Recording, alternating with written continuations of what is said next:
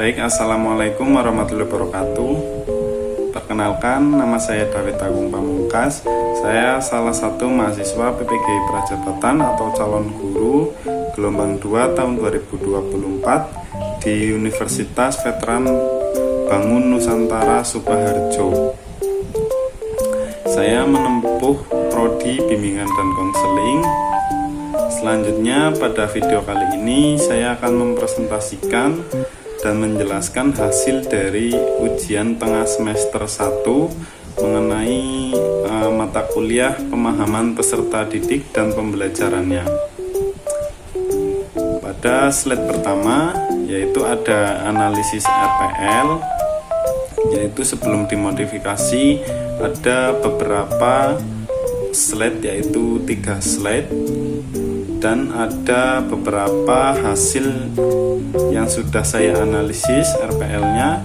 Yang pertama ada format pembuatan RPL yang sebelumnya formatnya belum menggunakan kurikulum merdeka, jadi masih banyak kekurangan dalam pembuatan rencana pelaksanaan layanan seperti tahap inti layanan, rencana tindak lanjut, dan yang lainnya. Selanjutnya, hal yang belum tepat menurut saya adalah tujuan layanan yang disusun tidak berdasarkan taksonomi Bloom. Rincian tujuan yang dijabarkan belum sesuai dengan standar kata kerja operasional. Seharusnya tujuan dalam penyusunan RPL mencangkup pada 3 aspek, yaitu aspek kognitif, afektif, dan psikomotorik. Selanjutnya, analisis yang saya dapatkan yaitu mengenai metode dan teknik, metode atau teknik serta melihat pelaksanaannya. Jadi pada tahapan inti di RPL tersebut, guru hanya meminta peserta didik untuk melakukan diskusi kelompok dan melakukan presentasi satu kelompok saja. Pada slide selanjutnya ada pada tahap inti layanan. Di RPL sebelumnya disebutkan bahwa guru BK memberikan brosur tentang menjadi pribadi yang mandiri, sedangkan guru BK sudah menjelaskan materi dengan penayangan PowerPoint dan tidak dijelaskan isi serta tujuan yang diberikan berdasarkan brosur tersebut atau materi tersebut. Selanjutnya, di dalam RPL tersebut, guru BK hanya menerapkan pembelajaran berdiferensiasi pada aspek konten atau isi saja. Selanjutnya, pada sasaran kelas dalam rencana pelaksanaan layanan sebelumnya itu menggunakan strategi layanan bimbingan klasikal. Seharusnya strategi ini difokuskan untuk satu kelas saja. Namun berdasarkan rencana pelaksanaan layanan yang sebelumnya terdapat 2 kelas yang menjadi sasaran, sehingga RPL sebelumnya adalah RPL untuk layanan bimbingan dan konseling pada lintas kelas. Selanjutnya pada slide 6 ini ada hasil dari modifikasi RPL. Dapat dilihat kalau saya melakukan modifikasi pembuatan RPL sudah menggunakan format kurikulum merdeka yang di dalamnya sudah tercantum beberapa poin penting dalam rencana pelaksanaan layanan seperti SKKPD SMP sesuai dengan taksonomi Bloom. Selanjutnya tahap inti layanan yang sesuai dan efektif. Selanjutnya ada rencana tindak lanjut dan evaluasi di dalam rencana pelaksanaan layanan. Selanjutnya ada beberapa deskripsi dari hasil modifikasi RPL yang saya lakukan. Yang pertama, mengenai format pembuatan RPL seperti yang sudah saya jelaskan sebelumnya. Selanjutnya mengenai tujuan layanan. tujuan layanan yang saya susun tujuan layanan yang saya susun sudah berdasarkan taksonomi Bloom. Jadi saya memodifikasi RPL tersebut dengan menentukan tujuan dalam pelaksanaan penyusunan RPL dengan mencangkup 3 penilaian, yaitu pada aspek kognitif, afektif, dan psikomotorik. Selanjutnya pada metode atau teknik layanan. Pada metode atau teknik layanan bimbingan klasikal seharusnya kan dilakukan dengan berbagai kegiatan yang bisa membantu peserta didik untuk mampu berpikir lebih kritis.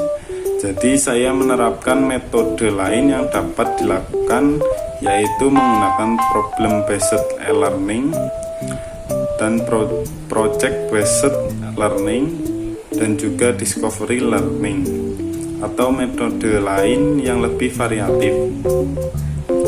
Selanjutnya ada modifikasi di tahap atau inti layanan. Selain hanya memberikan brosur tentang menjadi pribadi yang lebih mandiri, saya mencantumkan inti layanan dalam menjelaskan materi dengan penayangan PowerPoint dan juga menjelaskan isi dari materi layanan serta tujuan dari layanan yang sudah diberikan melalui brosur sebelumnya. Jadi tidak hanya menampilkan namun juga menjelaskan dan mengembangkan materi yang disampaikan kepada peserta didik.